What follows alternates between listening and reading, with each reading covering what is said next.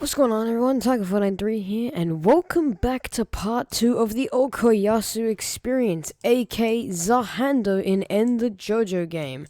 Once again, just like the last episode, but it'll first link in the description if you want to see it, and it'll probably be at the end of this video as well. We're going over Zahando, which is in early access in End the JoJo game. The way to get it is explained in the video before this one. Make sure to go watch it if you haven't already.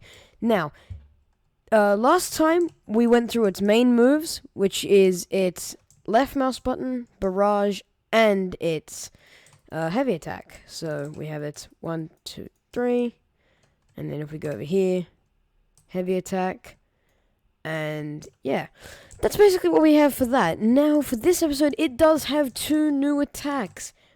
It being its ultimate and its C attack. So we're going to go over these one by one, and then I'm going to show you a new combo that I actually predicted.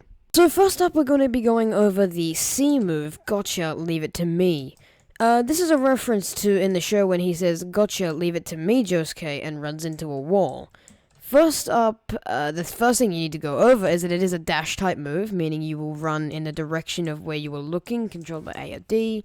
And it has a decent speed, not as fast as Zawardo's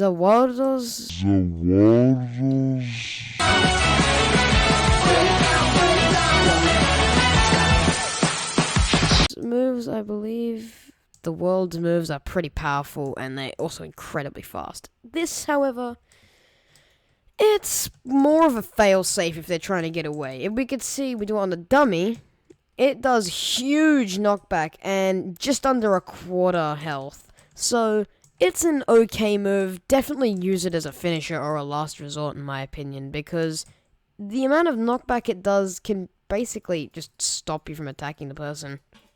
I'd honestly say that it could be a useful move, and it can be used in its own combo, which would be left mouse buttons, barrage, R attack, and then C. But the only thing is, here's a little side note, the attack does not break blocks. If you use it on a blocking person, it'll block and stun you, so always be careful when you're using this move. Probably, I'd rate the move a 5 out of 10 in usefulness, however, it depends on the situation. Next, we are going to be going over the ultimate, Die You Little Beep.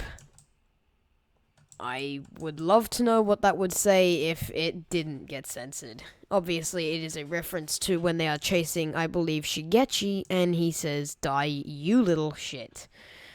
So, this is a very weird move, in the sense that it's an ultimate that takes a while to charge. Doing it there, you are vulnerable, very vulnerable to attacks. So it's more of something that you would use in a team fight, because such a wind-up is incredibly bad for someone that has a stand that is mostly close range. If this was something like Tusk, where it had no close range attacks and more further range attacks, it could be somewhat acceptable. But for Zahando, I feel as if it's kind of lacking. However, it has 2 purposes. 1, if the enemy is in close proximity to you, it is a guaranteed one-hit kill. No matter what you do, it is a one-shot. And it does bypass block, which you will see in just a second. Alright, now the cooldown's done, and we'll see that even if we use it on a blocking opponent, it still one-shots, because it does 9999 damage. And to prove that it is a blocking dummy, I will use left mouse buttons and barrage, and it will do nothing, and I'll break its block. It is a very good move if used properly. However, unlike most moves in this game, it actually has a second function.